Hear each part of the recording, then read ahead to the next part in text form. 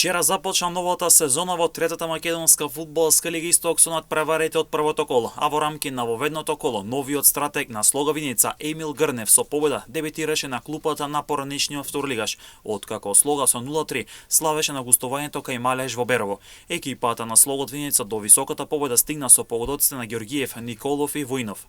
Брегалница од Делчио по една година пауза се врати во трета лига Исток и победнички тргна во новата сезона, откако со голот на Александар Елиев ја соволда Тиверија со минимални 0-1 во Струмица. Во Свети Николе екипата на Овче поле како домаќин со 3-1 го соволта Светло со Зрновци, екипа која како шампион на општинската фудбалска лига Кочани се избори за место во трета лига Исток. Трендафилов, Панев и Нацев беа стрелци за победникот, а за гостенот погоди Голчевски.